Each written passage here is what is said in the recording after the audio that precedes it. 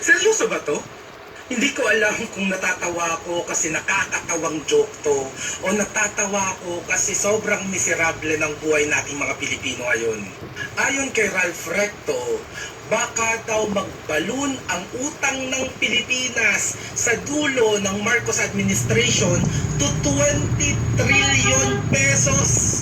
Ayon sa article na to, iniwanan tayo ni Duterte sa kanyang administrasyon na merong 12.79 trillion na utang. Meaning, sa loob ng Duterte administration ay tumagtag ang utang natin ng 6.8 trillion pesos.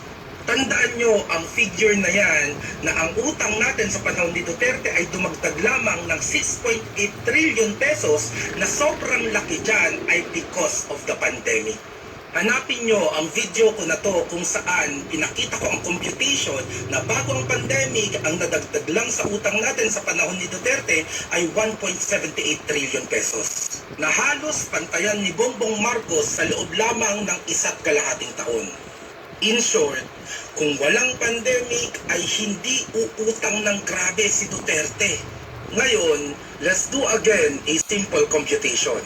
Kung matatapos ang administrasyon ni Bongbong na may 20 trillion pesos tayong utang at ang nadatnan niyang utang ay 12.79 trillion pesos, ibig sabihin, ang madadagdag sa utang ng Pilipinas sa loob ng administrasyon ni Bongbong ay 7.21 trillion pesos. Na di hamak na mas malaki sa 6.8 trillion na nadagdag sa panahon ni Duterte. Na, ano to Bongbong? Na-predict nyo na may malalang mangyayari in the future kaya mas malaki ang uutangin nyo sa panahon ni Duterte na may pandemic? Magukunaw na ba ang buong mundo kaya yung magiging utang mo ay mas malaki kay Duterte kung saan merong pandemya na apektado ang lahat ng bansa sa mundo? Grabe naman yan! Sa totoo, hindi ako maselan sa utang. Lalo na kung nakikita ko naman ang serbisyo at nakikita ko kung saan napupunta ito.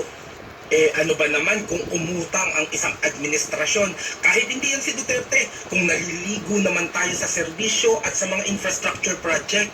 Ano ba naman kung umutang ang gobyerno kung nilulunod naman tayo sa napakagandang ekonomiya at napakakomportableng buhay sa Pilipinas? Pero sa humigit 2 taon mo na panunungkulan Bongbong Marcos kung saan tayo ay top importer ng bigas, worst underachiever, dumadami ang nagugutom at kung ano-ano pa. Di ko alam kung bakit ka uutang ng ganyan kalaki. Suklian mo naman ng napakagandang serbisyo at pamumuno ang paglustay mo ng pera ng bansa. Mas malaki ang ginagastos at inuutang mo kay Duterte kahit dumaan siya sa napakahirap na sitwasyon. Kahit serbisyo at mga proyekto, kulelat na kulelat ka sa kanya. Maawa naman kayo sa kaban ng bayan, uy! Hindi nyo pera yan. Pera yan ng taong bayan na kapalit ng dugo at pawis ng bawat mamamayan.